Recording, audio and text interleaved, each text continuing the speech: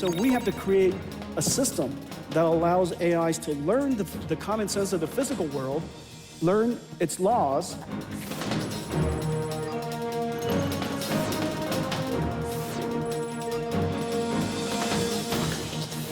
피지컬 인공지능 선도 국가 달성을 위해 국내의 우수한 제조 역량과 데이터를 활용하여 중점 사업에 집중 투자하겠습니다.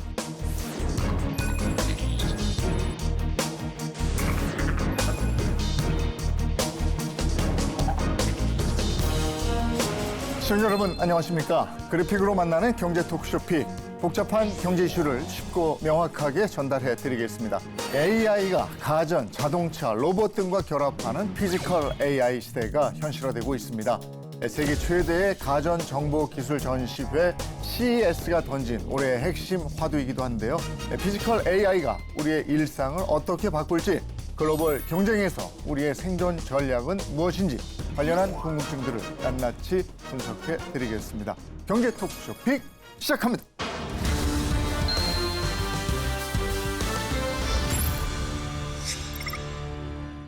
네, 오늘 함께해 주실 분들 소개해 드리겠습니다. 먼저 블루닷 AI의 강정수 연구센터장 모셨습니다. 어서 오십시오. 안녕하세요. 네, 그리고 SK AI 정책연구원 김지현 부사장 모셨습니다. 반갑습니다. 네. 그리고 이슈를 보다 쉽게 전해줄 이유진 기자도 함께하겠습니다. 어서 오세요. 안녕하세요. 네, 올해 기술 트렌드에서 핵심으로 떠오른 것이 피지컬 AI. 이게 생성형 AI나 또는 우리가 알고 있는 휴머노이드 로봇하고 어떻게 다른 건지 먼저 좀 알려주시죠. 컴퓨터 화면 속에서 지금 AI가 지금 존재했다라면 컴퓨터 화면을 벗어나서 물리적인 공간, 우리가 살고 있는 인간이 일하고 있는 공간으로 로봇이 움직이기 위해서는 그 뇌를 작동시키기 위한 AI가 필요한 거고, 이거를 포괄적으로 월드 모델이라고도 얘기를 하고, 또 그 구체적인 적용 형태를 피지컬 AI라고도 얘기를 하고 있습니다. 네. 자동차로 들어올 수도 있고, 로봇 청소기, 냉장고 세탁기, 그리고 새로운 형태의 로봇, 드론, 수많은 디바이스에 AI가 스며들 수 있거든요. 2026년 피지컬 AI가 대두될 수 있었던 이유는 LLM이 LWM으로 진화할 수 있는 토대가 마련되었고, 그리고 수많은 디바이스에 AI가 스며들므로 인해서 새로운 가치를 만들어낼 수 있는 희망이 보였기 때문에 2026년 피지컬 AI가 대두되고 있는 거죠. 피지컬 AI의 잠재 가치가 얼마나 됩니까? 글로벌 주 연구기관들의 분석에 따르면 피지컬 AI의 핵심 적용 분야인 AI 로보틱스 시장 규모는 2020년 약 50억 달러 수준에서 2025년 225억 달러로 5년 만에 350% 이상 급성장했습니다. 성장세는 앞으로 더 가팔라져서 2030년에는 관련 시장이 약 643억 달러에 이를 것으로 내다보고 있는데요. 이는 향후 5년간 연평균 성장률 23.3%에 달하는 수치입니다. 피지컬 AI가 경제적인 효과를 어떻게 만들어낼 것이냐는 두 가지로 구분해야 되는데, 첫 번째는 우리는 알 수 없는 공장의 변화. 그럼 비용을 절감시켜주는 거죠. 근데 비용을 절감하려고 하면 산업용 로봇이나 휴머노이드 로봇이 들어가서 사람이 하던 노동을 대체해야 될 거 아니에요? 그럼 그 누군가 만들어줘야 되잖아요. 만드는 건 로봇과 그 로봇 안에 들어가는 소프트웨어가 되겠죠. 그쪽 시장은 새로운 비즈니스 모델이 형성이 되면서 파급력이 커지겠죠. 두 번째는 우리의 일상 속, 이미 벌써 레스토랑에만 가도 음식을 배달하는 그런 로봇들이 있잖아요. 근데 이제 그 로봇이 한 단계 진화되는 거죠. 가사를 대신할 수도 있고, 이런 다양한 형태의 새로운 디바이스가 나올 수 있기 때문에 쉽게 말하면 AI 전용 디바이스죠. 이런 건 새로운 시장이 창출되는 거죠. 마치 스마트폰처럼. 그럼 피지컬 AI가 구현할 수 있는 기술은 어떤 게 있습니까? 가장 크게 먼저 이제 휴머노이드 로봇이라든지 이런 피지컬 AI가 적용된 로보틱스가 들어올 것은 위험한 작업들, 특히 예를 들면 물류 같은 경우에는 우리가 물건의 크기와 그다음에 무게가 상관관계가 없거든요. 물건이 큰데 가벼울 수가 있고, 크기는 작은데 무거울 수가 있는 거죠. 이런 부분에서 흔히 말하는 새벽보고성에서 사고가 발생하는 것은 인간의 집중력이 떨어지면서 크기와 무게에 대한 일치감들이 없어지면서 사고가 일어나고 있는 건데요.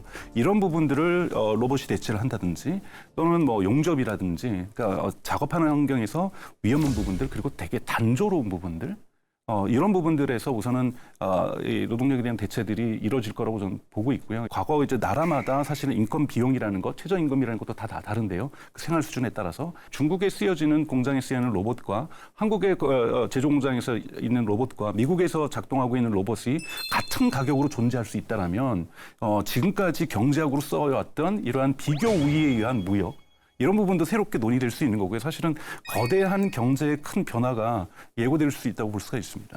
We know that large language models isn't the only type of information. Wherever the universe has information, wherever the universe has structure, we could teach a large language model, a form of language model, to go understand that information, to understand its representation, and to turn that into an AI.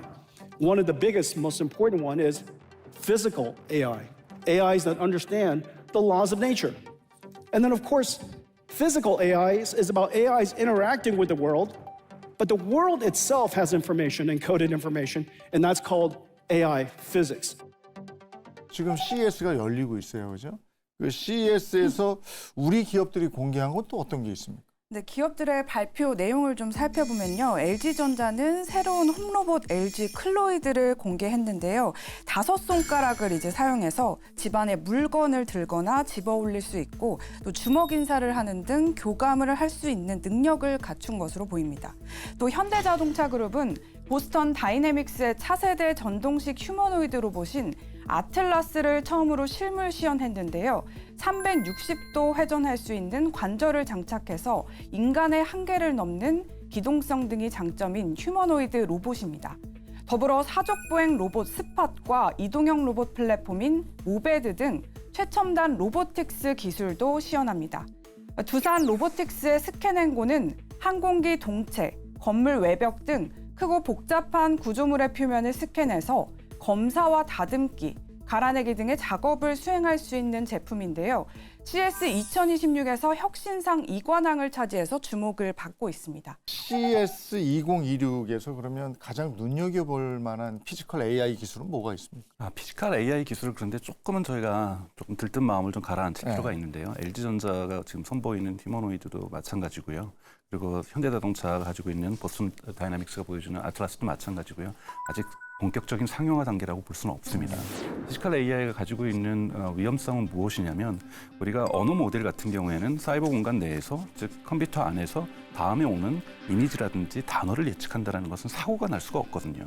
틀릴 수는 있죠. 손가락을 5개를 그려야 되는데 6개가 나온다든지 그래도 우리가 실수했구나, 틀렸구나라고 얘기를 하죠. 근데 피지컬 AI 같은 경우에는 이 행동을 잘못 예측할 경우에는 사고가 날 수 있죠. 이것이 우리가 자율주행에서 얘기하고 있는 완벽하지 않았을 경우에 교통사고가 발생했을 거 이런 부분에 대한 두려움들이 존재하고 있는 것처럼 산업 현장에서 있을 때 사람하고 함께 공존한다는 거고 이때 사람하고 충돌한다든지 이런 문제들이 발생할 수가 있습니다. 그래서 피지컬 AI는 100% 안전하지 않습니다. 안전하지 않기 때문에 완전한 상용화는 시간이 좀 걸릴 거라고 보고 있고요. 다만 특정한 규격화된 작업, 아까 말씀드렸던 두산 로보틱스 같은 경우에는 특정한 항공기를 스캔한다든지 특수한 업무에서 인간하고 마주칠 일이 절대 없는 이런 공간 속에서 일하는 로보틱스, 산업용 로보틱스 같은 경우에는 시장이 형성되고 있고 진화되고 있다고 볼 수가 있는데요. 아직 휴머노이드 로봇 같은 경우에는 조금 더 지켜볼 필요가 있다는 것도 좀 유념해서 좀 볼 필요가 있다고 저는 생각하고 있습니다. 예를 들면 이제 아까 LG전자 클로이드 이야기했는데 전 쓰고 있거든요. LG전자에서 나오는 클로이드라고 불리는 장난감 로봇이 있거든요. 저희 아이를 위해서 저희가 구매를 해서 쓰고 있어요. 그거는 당연히 팔이 없습니다. 멈춰서 쓰고 움직이는 건 360도 움직이긴 하거든요. 뭘 주로 하느냐? 대화하면서 영어 공부도 할 수 있고 간단한 뭐 장난이나 혹은 교감 같은 걸 할 수 있거든요. 이제 거기에서 클로이드는 한 단계 확 올라간 거잖아요. 팔이 달린 거거든요. 그렇게 한 단계 한 단계 도약하는 것이지 지금 상용화된 기술은 아니에요. 특수 목적의 산업용 로봇은 이미 벌써 활성화됐고 중국 공장 같은 경우에는 다크팩토리라고 합니다. 24시간 불 꺼진 공장이에요. 왜? 사람이 필요 없거든요. 로봇이 암흑에서도 모든 걸 인지하거든요.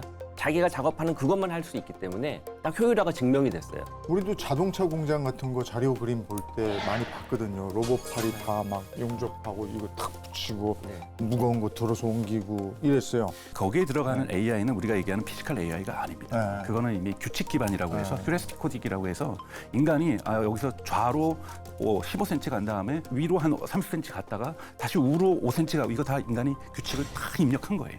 이걸 규칙 기반으로 작동한다는 거고 피지컬 AI라는 것은 우리가 진정한 의미에서 자율성을 갖는 거죠. 엔드-투-엔드 AI라고도 얘기를 하는데요. 내가 이러한 것을 봤을 때 예를 들면은 종이가 바닥에 떨어져 있을 때 이걸 그냥 지나치는 것이 아니라 이런 거는 주워서 제자리에 올려놓는다.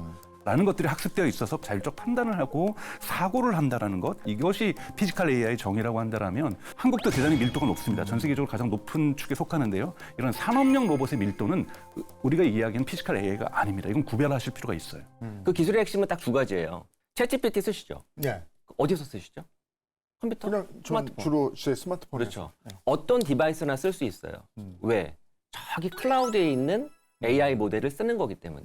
근데 로봇은 그렇게 작동하면 안 돼요. 피지컬 AI는 그렇게 작동하는 게 아니라 아니 지금 당장 어떤 리얼타임으로 무엇이 벌어졌는데 이걸 인식을 해서 뭔가 처리하는데 클라우드를 보내가지고 정보를 확인하고 처리하기 늦거든요. 자율적으로 그 안에서 작동이 돼야 되거든요. 그걸 온디바이스 AI라고 합니다. 그러면 마치 GPU와 HBM이 클라우드에서 챗GPT를 작동하기 위해서 필요한 것처럼 디바이스 안에서도 그런 칩셋이 있어요. 하나하나가 새로운 형태의 기술이고 그거 자체가 또 다른 미래가 되는 거죠. 근데 그런 측면에서 보면 피지컬 AI의 구현 기술은 두 가지가 있는 거죠. 연합학습이라고 합니다. 수많은 로봇들이 학습을 개별적으로 할 거 아니에요?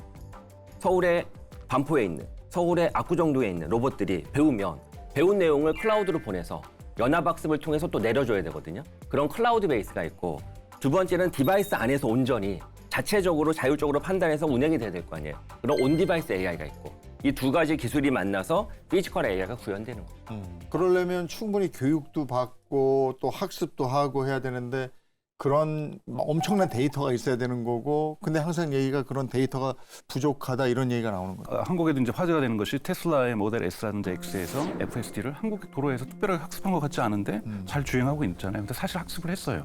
한국에 깔려있는 모델 3나 모델 Y에서 주행 데이터를 다 가지고 와서 학습을 진행을 했던 거고 말씀하셨던 또 온디바이스라는 AI 지금 4가 깔려 있죠. 과거에는 하드웨어라고 했는데 하드웨어 4라고 했었는데 추론 칩이 깔려 있습니다. 대단히 고성능이고요. 이러한 칩들이 갈리면서 인터넷이 연결되지 않아서도 여기서도 판단을 해서 자율주행을 하는 것. 테슬라가 지금 앞서가고 있는 여러 가지 이유 중에 하나가 말씀하셨던 것처럼 전 세계에 있는 자동차에서 주행 데이터를 가져오고 있는 거거든요. 핀란드에서는 빙판길 연습을 대단히 많이 하고 있고요. 노르웨이나 스웨덴 이런 북쪽 지역에서는 대단히 빙판길 연습 많이 하고 있는 거고 또 비가 많이 오는 지역에서는 우천길 연습도 대단히 많이 하고 있어요. 그래서 우리가 많이 AI에서 얘기하고 있는 믹스처 오브 엑스퍼트라고 해서 전문가 혼합 모델이라는 것들을 테슬라도 활용을 하고 있습니다. 비가 오면 우천에서 운전 잘하는 그 친구 나오고 그리고 또 갑자기 빙판이 오고 눈이 오기 시작하면은 스웨덴에서 학습한 친구가 나오고 그리고 서울에서 부산에서 학습한 친구들이 이러한 뉴욕에서 만약에 FSD를 한다면 같이 출연해서 같이 협력해서 같이 만들어내고 이러한 부분들이 중요한데요. 그렇기 때문에 지금 여러분 보셔야 될 것은 현대가 지금 보스턴 다이나믹스의 아틀라스를 올해 제조해서 공장에 투여하겠다는 것 또는 미국에 있는 피규어 AI가 BMW 공장에서 이미 작동하고 있는 것 그리고 올해 테슬라가 옵티머스를 약 5,000대에서 10,000대 정도 생산해서 자신들의 공장에다 투여하겠다는 것은 피지컬 AI의 마지막 완성 단계를 위해서 이들이 공장에서 일하면서 데이터를 모으게 될 겁니다. 이런 데이터를 모으는 과정들이 본격적으로 2026년에 진행된다. 그러면 피지컬 AI가 학습한 현실 세계 현재 어느 정도 수준입니까? 중국이 제일 발전돼 있죠. 그런 면에서. 왜냐하면 데이터의 수집은 네. 그냥 마구잡이로 할 수 있는 게 아니라 규제의 영역이잖아요. 개인정보 이슈가 있고 특히 이제 한국 같은 경우, 미국 같은 경우 흔히 말하는 AI 액션 플랜이라고 그러니까 AI가 어디까지 데이터를 모으고 활용하는 것을 허락할 것이냐에 대한 규제가 좀 강하거든요. 근데 중국은 그런 규제가 있을 리가 없잖아요. 중국 공산당 정부가 원하면 무조건 하는 거거든요. 그러다 보니 중국의 피지컬 AI와 관련된 기술이 상당 수준 빠르게 발전하고 있는 겁니다. 예를 들면 CCTV 데이터. 우리 전국에 CCTV 카메라 통해서 데이터 엄청 많이 가지고 있잖아요. 그거 활용할 수 있느냐? 규제 영역이라 활용 못 하거든요. 중국은 바로 활용할 수 있죠. 이러다 보니까 뭐 앞서 말씀드렸던 중국의 로봇 T800인가요? 그게 막 무용을 하고 이런 모습을 보면서 사람들이 깜짝 놀랐는데 그때 그게 가상현실인 줄 알고 사람들이 얘기를 하니까 그 사장이 직접 거기서 이렇게 한 대 맞는 사람한테 맞아도 아픈데 저 로봇한테 맞으면 얼마나 아플까? 위험하기도 할 텐데 그래서 안전성 논란 또 얘기가 있었는데 그건 어떻게 보세요? 보여주려고 했던 건 뭐냐면 그 센터라고 해서 우리가 인간이 움직일 때 어디에 무게 중심을 두는가에 따라서 넘어질 수도 있고 넘어지지 않을 수도 있거든요. 그리고 다리를 들었을 경우에 공격을 무수를 할 때도 이 무게 중심이 계속 이동하고 네. 있는데 지금 중국이 보여주고 있는 것은 이 물리적인 엔지니어링에서 하드웨어 엔지니어링에서 우리가 이렇게 모든 상황 속에서 무게 중심을 잡을 수 있는 능력들을 가지고 있다고 보여주는 거죠. 이것이 뇌를 진화시키고 있다는 것은 입증하기는 어렵습니다. 이것이 물리 세계를 이해하기 때문에 가능한 것인데요. 이런 부분에서 한 축이 존재하고 있다는 부분에서 중국이 앞서가고 있는 거고 중국은 거기까지 온 거고 테슬라도 최근에 달리는 모습을 겨우 보여주고 있는데 이것을 반복해서만 보여주지 정말로 계속해서 삥삥 돌고 있는 건지 여기 잠깐 보여주고 있는 건지 그 정도도 어렵다라는 거예요. 흔히 말하는 액추에이터라는 거, 그다음에 감속기라는 거, 다양한 모터들 이런 기술들이 종합적으로 구현되는 것이기 때문에 이런 부분에서의 진화 또한 한쪽으로 계속해서 진행될 거라고 보고 있습니다. 자율주행차 처음 나왔을 때도 그 얘기 했었잖아요. 그렇죠. 사고 나면 누가 책임질 건데 이거였는데 만약에 이 로봇들이 나와서 사고가 났어요. 그러면 제조회사 책임입니까? 그 주인 소유한 사람의 책임입니까? 근데 그런 논의가 사회적 담론을 형성해 가야죠. 우선은 세 가지가 있을 것 같아요. 첫 번째, 그 로봇을 만드는 회사의 책임이냐, 제조업체. 네. 두 번째, 그 로봇 안에 들어간 AI가 있을 거 아니에요? LWM. 물론 제조사가 만들 수도 있고 빌려다 쓸 수도 있죠. 그 소프트웨어를 만든 기업의 책임이냐. 세 번째도 있죠. 잘못된 명령을 인입시킬 수 있잖아요. 하지 말아야 될 걸 프롬프트 인젝션이라고 이야기하기도 합니다. 속이든 아니면 악용하든 남용을 한 사용자의 책임이냐. 이 세 가지일 거예요. 근데 케이스 바이 케이스로 너무 다르죠. 무조건 제조업체에 몰릴 수도 없고 혹은 AI 소프트웨어에 물릴 수도 없거든요.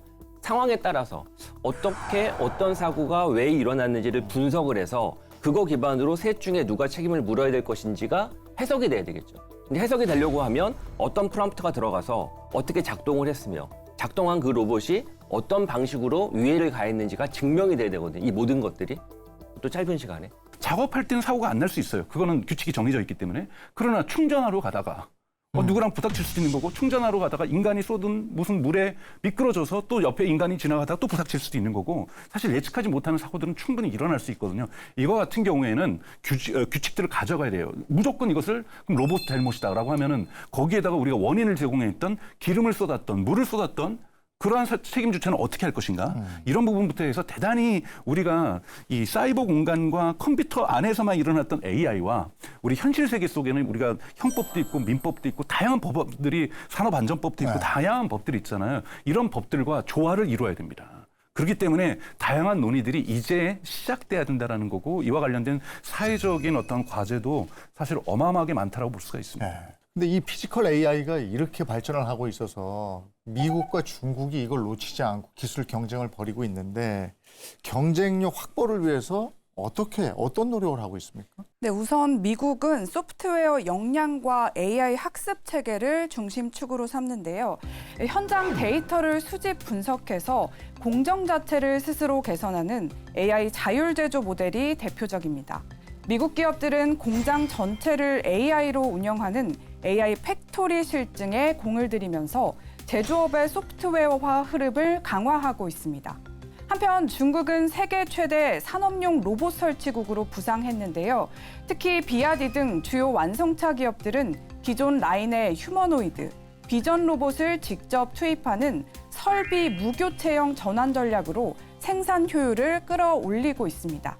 이러한 방식은 자본 비용을 낮추면서도 공정 전환 속도를 크게 높인다는 점에서 중국형 피지컬 AI 모델의 핵심 경쟁력으로 평가받고 있습니다. 파이낸셜 타임즈가 분석한 거에 따르면 옵티머스마저도 부품의 80%가 중국산입니다. 다크팩토리가 지금 정말로 많이 확산되고 있고 심지어는 기아도 중국에 있는 공장은 다크팩토리거든요. 중국 기술을 사용해서 그 정도로 다크팩토리가 많이 이루어지고 있다는 것은 산업용 로봇뿐만이 아니라 궁극적으로 산업용 현장에서 피지컬 AI가 작동될 수 있는 데이터가 수집되고 있다고 봐야 되거든요. 왜냐하면 중국 정부는 이걸 규격합니다. 중국은 전국에 있는 생산되는 자동차 회사들에게 이 규격 지키라고 규격을 내려보내줬거든요. 미국 같은 경우에 오히려 소프트웨어 개발에 훨씬 더 많은 비중이 있는 거죠.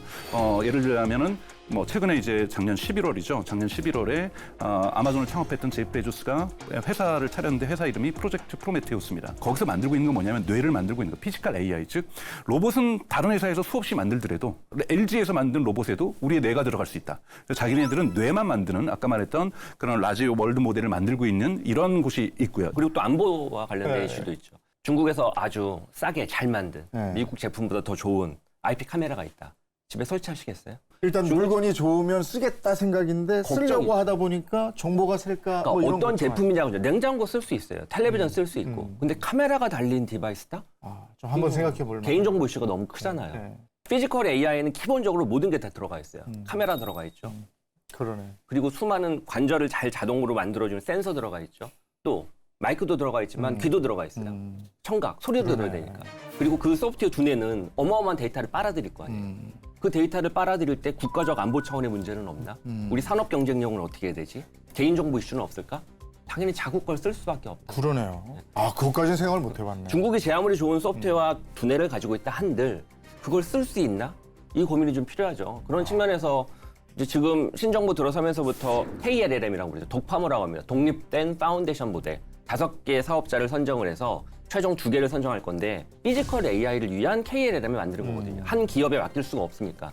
그래서 국가의 자원을 투자를 해서 좋은 KLLM 파운데이션 모델을 만들어서 그걸 제조업의 부활, 제조업의 피지컬 AI화를 위해서 쓰겠다는 거거든요. 산업 경쟁력 그리고 개인정보 이슈를 해결할 수 있는 좋은 신호탄이 될 수 있죠. 근데 시간이 많지는 않습니다. 왜냐하면 두뇌뿐만이 아니라 부품도 문제가 되죠. 만약에 지금 테슬라의 옵티머스의 80%가 중국 부품이라면 중국에서 무역 지정학적 갈등에 의해서 그 부품을 수출 안 할 수도 있어요. 네. 그럼 미국은 대단히 중요한 전략 자산인 로봇, 휴머노이드 로봇에 있어서 두뇌는 만들었지만 부품이 없어서 로봇을 못 만드는 이런 사태가 이루어질 수 있거든요. 그래서 여기에 관련된 저는 밸류체인도 분명하게 변화가 있을 거고 그렇기 때문에 대단히 시급하게 빠르게 국제 정세에 맞춰서 지정학적인 갈등에 맞춰서 한국 또한 더 속도를 저는 내야 된다고 보고 있습니다. 우리나라 지금 수준이 어느 정도예요? 그러면? 우리나라는 피지컬 AI와 관련된 다크 팩토리, 아까 공장 관련된 부분은 중국에 많이 뒤처져 있는 게 사실이고요. 다만 이제 긍정적으로 보는 건 2가지예요. 첫 번째는 우리는 가정기기의 명가잖아요.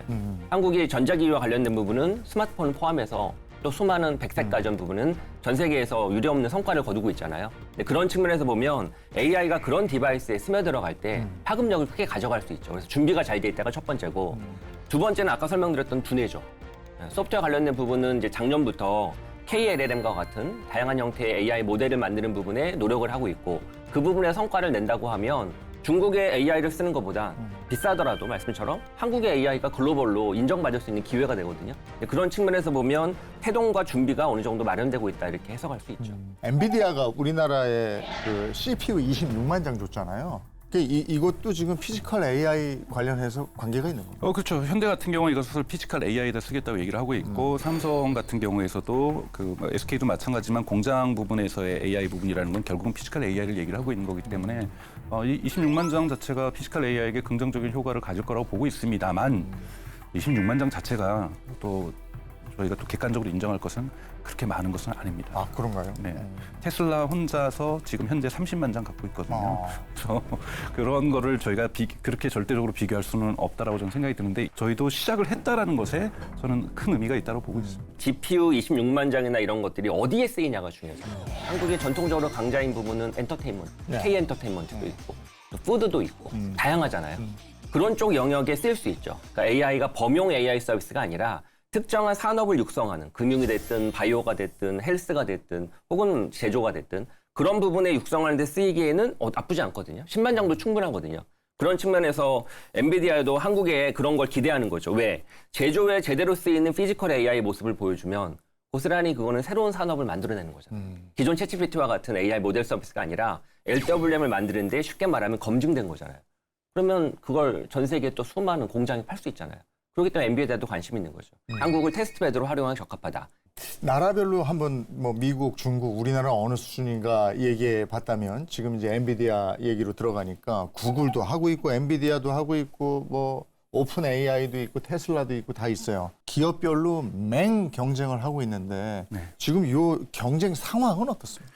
우선 구글 같은 경우는 구글 딥마인드는 대단히 포괄적으로 모든 AI를 연구하고 있다고 볼 수가 있고요. 그리고 나름대로의 어떠한 그 앱트로닉이라든지 이런 그 로봇 물리적인 로봇을 만드는 회사에도 투자를 하고 있고요. 엔비디아 같은 경우에는 옴니버스라고 해가지고 여기서 작동할 수 있는 훈련시킬 수 있는 피지컬 AI를 이미 서비스로 내놓았고요. 미국에 지금 포드나 GM도 같이 하려고 지금 얘기가 되고 있고 현대자동차도 지금 같이 하려고 지금 논의를 하고 있고 아마 이러한 엔비디아의 블랙엘 데이터를 만들어서 받아서 구매해서 데이터 센터를 짓는다라면 여기에서 아마 옴니버스가 작동될 가능성이 대단히 높다라고 볼 수가 있습니다. 그래서 다양하게 지금 뭐 엔비디아 같은 경우에도 앞으로 데이터 센터 매출이 지금 현재 거의 90%를 차지하고 있는 거잖아요. 이 부분의 비중을 낮추고 피지컬 AI 부분을 30-40%까지 끌어올리겠다는 것이 엔비디아의 계획이기 때문에 대단히 집중해서 키워나갈 산업이라고 볼 수 있습니다. 그리고 또 하나는 우리가 빼놓을 수 없는 것은 국방 AI 부분에서 드론이라든지 이런 부분에서도 이런 AI 기술들이 왜냐하면 드론들이 군집으로 운영되기 때문에 인간이 개별적으로 조정하는 것이 아니라 AI가 조정을 한다든지 또는 이 드론을 방어하는 시스템에서 AI가 적용된다든지 하면서 이러한 국방 AI와 관련된 부분들도 피지컬 AI하고 결을 같이 하면서 빠르게 성장하고 있다고 볼 수가 있습니다. 국내 주요 기업들은 어떻습니까? 피지컬 AI에 어느 정도나 투자를 하고 있습니까? 세 가지로 나눠봐야 될 것 같아요. 그러니까 피지컬 AI를 투자하는 현황은 1번, 그냥 내 공장에 어떤 로봇이 됐든 가지고 와서 공장의 효율화를 꾀한다. 주로 SK도 그렇게 하고 있죠. 이노베이션을 포함해서 케미칼에 이르기까지 다양한 공장에서 어떤 로봇을 가지고 와서 생산 효율성을 극대화할까. 이 고민을 하는 게 첫 번째 축이고요. 두 번째 축은 로봇 자체를 완성품으로 만드는 거죠.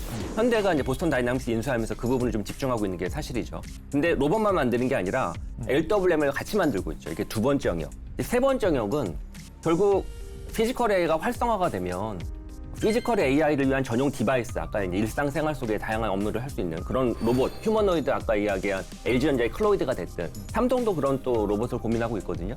그런 쪽 관련된 부분에 칩셋을 만들든 그 부품과 솔루션을 만드는 이 세 가지 형태로 나뉘어 있어서 그 부분은 골고루 준비를 하고 있다고 볼 수 있죠. 그리고 또 하나 이제 떠오르고 있는 시장 중에 하나가 이제 통신인데요. 엔비디아가 사실은 작년에 이 노키아에 투자한다는 걸 밝혔었죠. 노키아가 지금은 휴대폰을 만드는 것이 아니라 통신 장비를 만들고 있는 거고요. 그러면서 6G, 지금 저희가 쓰고 있는 게 5G인데요. 6G로 가면서 이걸 AI 네트워크로 만들겠다라고 엔비디아가 비전을 발표를 했죠. 테슬라 같은 경우는 최근에 테슬라 차량 위에다가 스타링크를 연결하는 것을 특허를 받았죠. 지금은 개별적으로 스탠드얼론 하나하나가 자율주행을 하고 있거든요. 근데 만약에 스타링크에서 연결이 된다고 한다면 테슬라 차량이 만약에 1000대가 서울시에서 주행하고 있다면 이 1000대가 데이터를 공유하는 거죠. 데이터를 공유하면서 지금 주행 정보를 공유하면서 훨씬 더 안전한 자율주행을 구현할 수 있는 단계로 진입할 수 있습니다. 그렇기 때문에 말씀하셨던 그 레이어에다 추가된다라면은 앞으로 6G를 갖다가 우리가 5G도 충분히 빠르거든요. 그럼 6G를 왜 가야 되냐라는 거예요. 여기에 온디바이스 AI들이 수많은 AI들이 결합되는 새로운 인프라스트럭처가 필요하다는 거고 이 새로운 인프라스트럭처 산업 관련돼서는 6G도 대단히 좀 중요한 역할을 AI 산업에 있어서는 하게 될 거라고 보고 있습니다. 이런 모든 것들을 구현해내기 위해서는 역시 인재가 필요한 거잖아요. 그러니까 우리나라의 AI 인력 계속해서 증가 추세인 겁니까? 네, 그렇습니다. 한국은행이 발표한 보고서에 따르면 국내 AI 인력은 2024년 기준으로 약 5만 7천 명으로 추정됐습니다.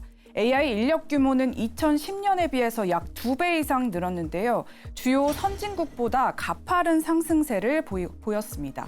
다만 절대적인 AI 노동자 수는 미국과 영국, 프랑스, 캐나다 등에 못 미쳤는데요. AI 인력의 이직률도 높은 편으로 미보유 인력 대비 약 6%포인트 높게 나타났습니다. 그 이직이 외국이란 말이에요. 그 전에는 소위 얘기해서 큰 물에 가서 놀다가 큰 물에서 배우고 다시 한국에 와서 그 일을 했어요. 그래서 네. 발전시키고 했는데 맞아요. 정확해요. 이제 가만 안 온다면서요. 자식이 있고 자녀가 있으면 다들 해외 나가서 큰 곳에서 많은 걸 배우고 교류하면서 빠르게 성장하길 원합니다. 이건 매우 합리적이고 올바른 선택이라는 거예요. 문제는 다 그렇게 해버리고 그리고 다 돌아오지 않으면 나라가 비어버리게 되는 거죠. 그런데 이런 현상을 한국만 겪고 있는 것이 아니라 여러분 유럽을 생각해 보세요. 프랑스나 독일은 어떨 것 같으세요? 거기는요 영어가 어렵지가 않아요. 그래서 조금만 잘하면 그곳에 있는 구글과 그곳에 있는 메타로 취직을 했다가 다시 미국으로 옮기는 사람들이 우리나라보다 더 심합니다. 이래서 이것을 국가적인 문제로 생각하고 아젠다로 생각하면서 여기에 어떤 정책을 구현할지에 대해서 고민을 많이 해왔어요. 이런 부분을 대단히 잘하는 나라가 프랑스입니다. 프랑스 같은 경우에는 미국에 있는 인재들을 갖다가 국가가 콜을 하고 있거든요. 중국은 말할 것도 없고요. 중국은 우선 미국으로 다 보내죠. 보내고 나서 반드시 돌아올 수 있는 프로그램을 짜고 있다는 거예요. 프랑스도 그거를 중국에서 배워와서 이 돌아오는 프로그램들을 기가 막히게 짜고 있는 거고 프랑스 사람만 돌아오라고 얘기하지 않아요. 돌아올 때 친구들도 좀 많이 데려오라고. 파키스탄 친구 데려오고 인재들. 인도 친구들도 데려와서 인재는 우리는 무조건 환영한다. AI 인재는 무조건 환영한다 해서 이런 AI 인재를 다시 프랑스로 데려오려는 국가적인 프로젝트를 진행하고 있다는 거죠. 매력적인 일자리와 매력적인 연구 자리를 국가가 산업계와 함께 머리를 맞대고 제공해 주는 것 이건 나라 발전을 위해서 저는 반드시 필요한 일이라고 저는 생각하고 있습니다. 그러면 우리나라의 육성 방안이라는 게 뭐가 있을까 한번 또 알아봐야 될 텐데 정부가 내놓은 피지컬 AI 육성 방안 어떤 게 있습니까? 네, 우선 지난해 9월에 움직이는 AI 시대를 대비한 정부의 피지컬 AI 글로벌 얼라이언스가 정식 출범했습니다. 얼라이언스는 AI 총괄부처의 과기정통부를 중심으로 산업부와 중기부가 함께 추진하는 건데요. 피지컬 AI 기술의 사업화는 물론 대기업과 중소벤처기업 사업 현장에 피지컬 AI가 적용되고 또 널리 활용될 수 있도록 관계부처가 적극 지원한다는 계획입니다. 또 산업통상자원부는 휴머노이드 산업관 연합체인 K-휴머노이드 연합을 출범시켜서 생태계 지원에 나섰고요. 중소벤처기업부는 스마트 제조산업 혁신법 제정을 추진하고 있고 정보통신기획평가원은 피지컬 AI 핵심 기술 개발과 관련한 연구 용역을 발주했습니다. 더 지금 중요한 것은 빠른 속도로 인프라를 만들어야 된다고 저는 생각이 듭니다. 지금과 같은 템포로 열심히 우리도 시작했다는 건 좋아요. 템포로 쫓아간다고 해서 흔히 말하는 기술 갭, 테크놀로지 갭이라는 것이 좁혀지지 않습니다. 저기 미국이나 중국은 그러면 안 달리나요? 거긴 지금 막판 마라톤의 막판 스피드를 갖다가 다해서 전력을 다해서 결승점을 향해서 달려가고 있다는 거예요. 근데 우리가 계속해서 잘 달려서 우리도 결승점까지 가는 이런 전략도 필요하지만 결승전 이후에 만들어질 그 세계에서 우리는 무엇을 할 것인가를 미리 가서 준비하는 것도 좀 필요하다고 보는데요. 여기에서 가장 중요한 것이 작년 12월에 있었던 엔비디아가 그록을 인수했다는 거죠. NPU 칩을 전문으로 하는 곳을 인수를 20조 달러를 들여서 했는데요. 사실은 퓨리오사라든지 레벨리온이라든지 NPU 전용 칩을 만들고 있는 스타트업들이 존재하고 있습니다. 이러한 AI가 상용화될 수 있고 실용화되기 위해서 NPU에 기초하고 있는 새로운 인프라스트럭처를 산업 곳곳에 가정 곳곳에 깔아야 되는 것이 저는 지금 가장 급선무라고 저는 생각합니다. 피지컬 AI가 잘 되기 위해선 첫 번째가 데이터 센터. 두 번째는 당연히 좋은 모델이 필요하고 세 번째로는 결국은 이게 잘 작동될 수 있는 디바이스들이 필요한 거거든요. 기업들이 알아서 잘 할 거예요. 근데 정부가 나서야 될 때는 언제냐? 첫 번째는 이 속도를 좀 더 빨리 해야 될 때. 집약해서 고도 성장해야 될 때. 규제를 철폐해주고 더 나아가서 이들이 함께 할 수 있는 거 모색을 해줘야 되잖아요. 저는 그 좋은 사례가 아까 이야기했던 독파모 같아요. 사실 그 초거대 AI 모델을 아무나 만들기 어렵거든요. 그러니까 정부가 나서서 5개 기업을 투자한 거잖아요. 이 5개 기업에 투자를 해줬더니 어떤 일이 벌어지느냐? 생각보다 가능하네. 속도가 확 단축됐거든요. KLLM을 만든 것처럼 정부가 규제도 많이 완화시켜주고 또 정부가 선투자를 함으로써 민간이 함께 협력을 해서 만들 수 있는 모델을 잘 만들게끔 도와준다고 하면 미중 못지않은 성과를 낼 수 있지 않을까 이렇게 생각을 해봅니다. 오늘 쭉 얘기를 들으면서 지난 연말에 AI가 거품이다. AI 거품론에 대한 얘기 많았는데 어떤 분이 그러더라고요. AI 거품론이 거품이다. 그 말이 맞는 것 같아요.